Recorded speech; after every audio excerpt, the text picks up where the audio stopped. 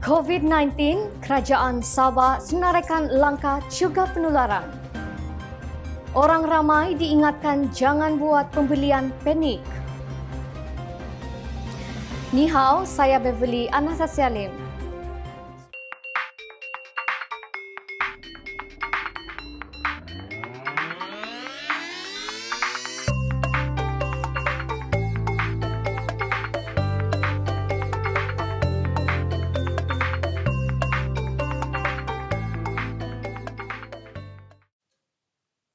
Kerajaan Sabah menyinaraikan beberapa langkah bagi mencegah penularan wabak COVID-19 di negeri ini. Setiausaha Kerajaan Negeri Datuk Safar Untung dalam satu kenyataan hari ini berkata, rakyat Sabah yang menghadiri program tabligh di Seri Petaling, Kuala Lumpur baru-baru ini diminta segera membuat pemeriksaan di klinik kesihatan berhampiran. Selain itu, perhimpunan yang membabitkan lebih 50 individu hendaklah ditangguhkan bagi mencegah kemungkinan jangkitan COVID-19. Datuk Safar turut menyenaraikan langkah pencegahan membabitkan sektor awam, swasta dan pertubuhan bukan kerajaan NGO. Pegawai sektor awam, swasta atau mana-mana NGO yang perlu menghadiri mesyuarat di luar Sabah digalakkan untuk menggunakan sidang video atau saluran komunikasi digital lain. Semua penjawat awam di Sabah, syarikat berkaitan kerajaan dan orang awam diingatkan supaya mematuhi prosedur operasi standard pengawalan penularan COVID-19 yang dikeluarkan Kementerian Kesihatan, katanya. Beliau turut mengingatkan rakyat Sabah untuk menjaga kebersihan diri dan mengamalkan kuarantin kendiri selain mengelak berada di tempat awam jika mempunyai simptom seperti demam, batuk dan sukar bernafas. Rakyat Sabah juga dinasihati untuk menangguhkan sementara perjalanan ke luar negara jika tiada urusan mendesak dan elakkan diri daripada mengunjungi negara dan negeri lain di Malaysia yang sedang mengalami wabak berkenaan. Beliau juga menggalakkan rakyat Sabah untuk tidak berjabat tangan sebagai langkah pencegahan. Jemaah tabligh yang menghadiri perhimpunan di Masjid Seri Petaling di Selangor akhir bulan lalu ditegah ke masjid solat berjemaah di masjid dan menghadiri solat Jumaat sehingga disahkan sihat. Arahan yang dikeluarkan Jabatan Hal Ehwal Agama Islam Negeri Sabah, Daerah Tawau hari ini juga menggesa mereka yang mengalami tanda awal jangkitan COVID-19 supaya tidak beriktikaf dan tinggal di mana-mana masjid ataupun surau. Pegawai Tadbir Agama jabatan itu, Kahar Sunduk berkata, arahan itu dibuat untuk mengelak wabak COVID-19 yang boleh memudaratkan orang lain dan sebagai langkah pencegahan penularan wabak itu. Beliau berkata, kemudaratan perlu dihilangkan dengan menjauhkan diri dari tempat yang akan memberi kemudaratan kepada jemaah yang lain. Sementara itu, Ketua Polis Daerah Tawau, Asisten Komisioner Peter Umbuas berkata, semua pihak perlu mematuhi arahan kuarantin mengikut Seksyen 14 Akta Pencegahan dan Pengawalan Penyakit Berjangkit 1988. Kegagalan mematuhi larangan berkenaan dianggap sebagai ingkar dan melakukan kesalahan mengikut Seksyen 20 dan boleh dikenakan tindakan mengikut Seksyen 24 Akta yang sama. Polis memberi jaminan kepada pejabat kesihatan kawasan Tawau untuk membantu melaksanakan serta menguatkuasakan arahan itu. Sementara itu, Hospital Besar Tawau tidak membenarkan kehadiran pelawat di ward sebagai langkah berjaga-jaga. Timbalan Pengarah Hospital Tawau, Dr. Azman Ibrahim berkata, satu ward pengasingan diwujudkan di tingkat 3 bangunan lama hospital untuk mengasingkan pesakit penyakit berjangkit seperti TB dan COVID-19. Dulunya wad itu menempatkan pesakit kanak-kanak namun ia dipindahkan ke tingkat 6 bangunan yang sama, katanya. Tambah Dr. Azman, di wad yang sama, 2 bilik negative pressure room selain wad yang mampu merawat 60 pesakit dalam satu masa turut disediakan. 216 jemaah dari daerah Tawau yang menyertai perhimpunan tabligh di Masjid Seri Petaling, Kuala Lumpur minggu lalu telah melaporkan diri di Pejabat Kesihatan kawasan Tawau sehingga tengah hari tadi. Pegawai Kesihatan kawasan Tawau Dr. Gina Vindran berkata pihaknya masih menunggu jika ada jemaah yang menghubungi sendiri Pejabat Kesihatan untuk memaklumkan lokasi dan keadaan kesihatan mereka. Beliau percaya jumlah ini akan meningkat dari semasa ke semasa. Dr. Navindran berkata pasukan perubatan turut digerakkan ke kediaman kumpulan berkenaan untuk melakukan pemeriksaan kesihatan semalam. Surat kuarantin serta-merta turut dikeluarkan kepada pihak berkaitan yang mengkehendaki mereka tidak keluar rumah dalam tempoh 14 hari. Kes pertama COVID-19 di Tawau membabitkan seorang lelaki berumur 58 tahun yang mempunyai kontak rapat dengan mangsa di Brunei dan Perhimpunan Tabligh itu. Lelaki itu kini berada di bawah pengawasan rapi pihak Hospital Besar Tawau dan dalam keadaan stabil. Selain itu, Dr. Navindran berkata pihaknya turut mengeluarkan arahan kuarantin kepada isteri, anak dan keluarga yang mempunyai kontak rapat dengan pesakit bagi tujuan pemantauan.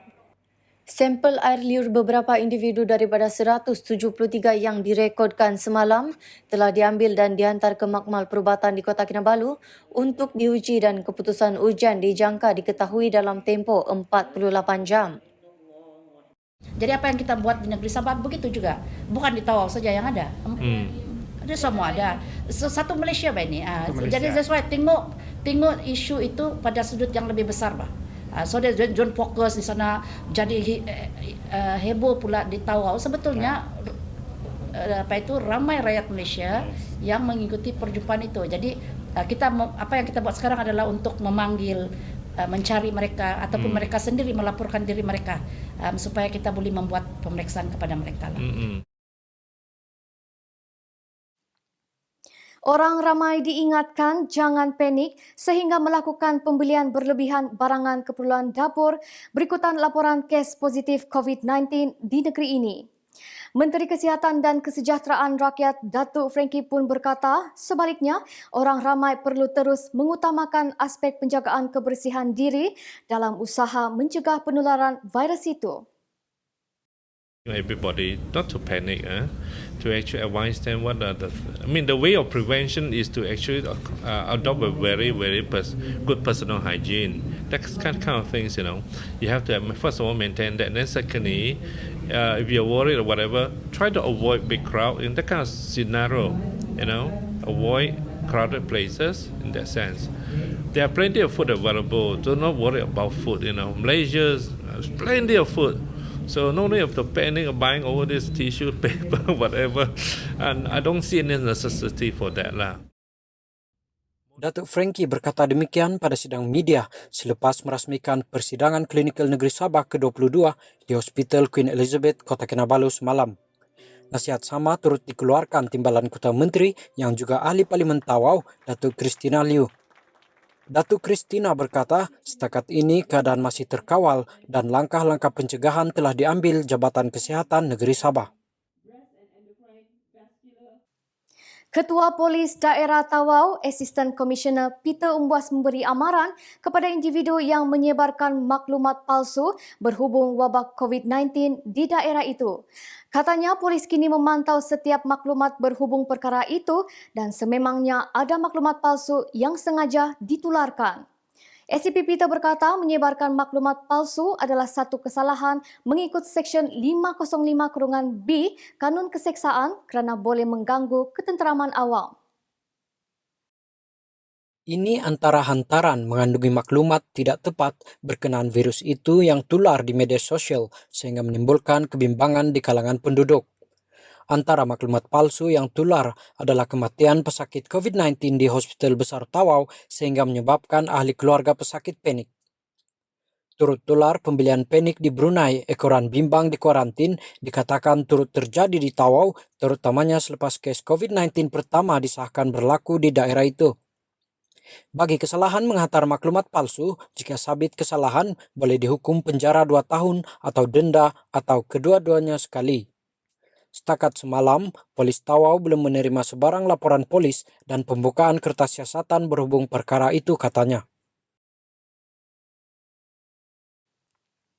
Universiti Malaysia Sabah UMS mengesahkan 6 kaki tangan yang menyertai Perhimpunan Tabligh di Masjid Sri Petaling, Kuala Lumpur pada 27 Februari hingga 1 Mac tidak menunjukkan sebarang gejala berkaitan COVID-19. Keputusan itu diperoleh setelah mereka menjalani pemeriksaan kesihatan di Pusat Rawatan Warga UMS dan di klinik atau hospital kerajaan.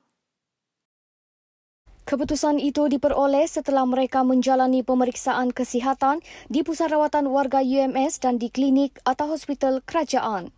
Bagaimanapun, buat masa ini, kesemua mereka sedang menjalani kuarantin atau pemantauan di rumah bagi tempoh 14 hari. Ini bagi memastikan tahap kesihatan mereka adalah baik sebelum dibenarkan untuk kembali bertugas. Pengurusan UMS menerusi satu kenyataan hari ini menggesa agar semua warga universiti itu agar menjaga kesihatan dan kebersihan diri sepanjang masa dan mengambil langkah-langkah pencegahan. Kaki tangan maupun pelajar UMS yang mempunyai sebarang gejala berkaitan COVID-19, terutama mereka yang baru kembali dari luar Sabah atau mengunjungi lokasi berisiko, dinasihatkan supaya menjalani pemeriksaan kesihatan dengan segera. Sementara itu, Jabatan Pendidikan Negeri Sabah dan semua pejabat pendidikan daerah diarahkan supaya menjalankan pemeriksaan suhu badan ke atas setiap kaki tangan dan pelawat yang berurusan. Pengarah Pendidikan Sabah Dr. Misrin Radin berkata, arahan itu berkuat kuasa hari ini. Menurutnya, pemeriksaan suhu badan itu akan dilaksanakan pengawal keselamatan di pintu lobi Wisma Pendidikan.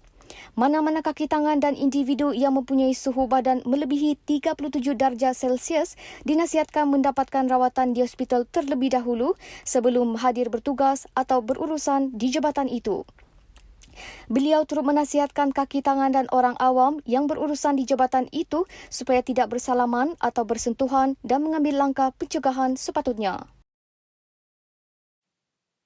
Kementerian Belia dan Sukan Sabah menasihatkan penganjur acara sukan dan program belia termasuk di peringkat antarabangsa untuk menangguhkan aktiviti berkenaan bagi mengekang penularan wabak COVID-19. Antara yang terjejas, perlawanan bola sepak Liga Super Sabah menentang Perak di Stadium Likas malam esok. Perlawanan akan diteruskan namun tanpa penonton. Dalam satu kenyataan, Menterinya Pong Chin Je berkata, penganjur acara-acara ini dinasihatkan agar mematuhi arahan dan nasihat yang dikeluarkan oleh Kementerian Kesihatan Malaysia. Orang ramai juga dinasihatkan agar mengelakkan diri daripada menyertai perhimpunan yang melibatkan orang ramai. Saranan menangguhkan acara sukan dan program belia itu dibuat berikutan pengesahan kes positif COVID-19 yang pertama di Sabah semalam. Malah kenyataan media yang dikeluarkan oleh Kementerian Kesihatan Malaysia serta Pesuruhjaya Sukan Malaysia juga menyarankan penganjur untuk menangguhkan semua perhimpunan yang melibatkan orang ramai bagi mencegah kemungkinan jangkitan COVID-19. Pong berkata kerajaan Sabah sentiasa prihatin dan mendahulukan rakyat. Sehubungan itu, kesejahteraan dan keselamatan rakyat di negeri ini sentiasa diutamakan. Antara yang terjejas, perlawanan bola sepak Liga Super, Sabah menentang Perak di Stadium Likas malam esok. Perlawanan akan diteruskan namun tanpa penonton. Persatuan Bola Sepak Malaysia hari ini mengumumkan kesemua aktiviti dan perlawanan bola sepak anjuran FAM dan Liga Bola Sepak Malaysia MFL ditangguhkan bermula Isnin ini. Perlawanan tanpa penonton turut membabitkan Liga Super dan Liga Perdana serta Liga dan pertandingan bola sepak domestik lain pada Jumaat, Sabtu dan Ahad ini. Manakala semua pertandingan anjuran FAM dan MFL termasuk perlawanan Piala FA Malaysia dan Piala Presiden 2020 ditangguhkan berkuat kuasa 16 Mac ini. Semua pertandingan itu ditangguhkan ke satu tarikh baharu yang akan ditetapkan kemudian. Saya Beverly Anastasia Lim, Wan An.